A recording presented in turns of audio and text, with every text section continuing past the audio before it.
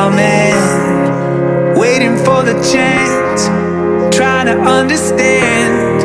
Time keeps running, time keeps running. All right, what's up guys? So welcome back to another video. I hope you have enjoyed the last couple videos.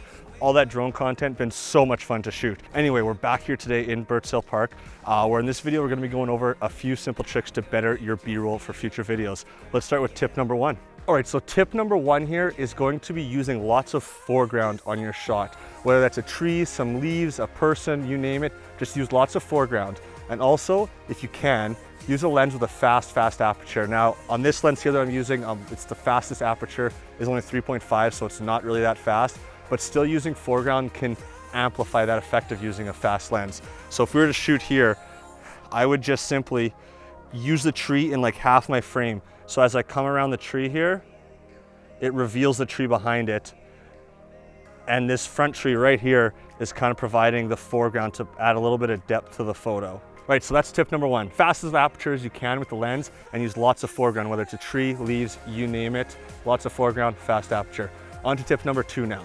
All right, so tip number two here is using a wide shot to establish where you are and your surroundings, just like this shot is right now. You can clearly see where I am in the middle of the trees here on this trail. You can use a drone for this too, which is phenomenal. If you have a drone, they are perfect for establishing shots. If not, get as wide as possible and show the people where you're at. All right, so tip number three here, the last tip of this video, is to use lots of different shots. A lot of times, I'm guilty of it too, you just get the same like panning left to right shot or panning right to left shot because they're easy to do and they look good everywhere.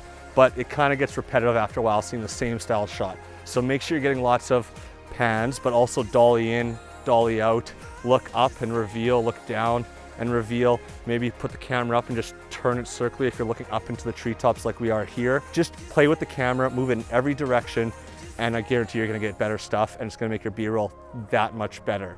All right guys, so those are my three tips for better B-roll that are really easy to do, really simple, and you can change in your next video. So the first one there again, just to recap, was to use foreground. No matter what it is, use foreground. It helps to add depth to the photo. That can also be helped by having a fast apertured lens. Tip number two is to use something wide to start the video to establish where you are. If you have a drone for bonus points, that would be perfect. Tip number three is to differ up your shots. Don't use the same left to right pan or just right to left pan.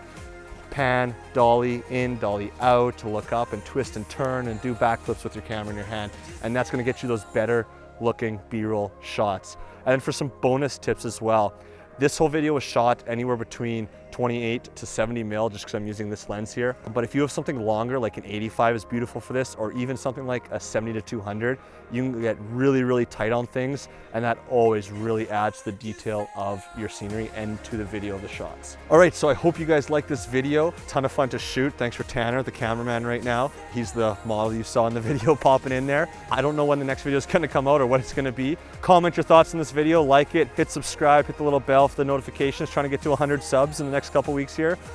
Only 9 away, we're close. Anyway, I'll see you guys in the next video. Peace.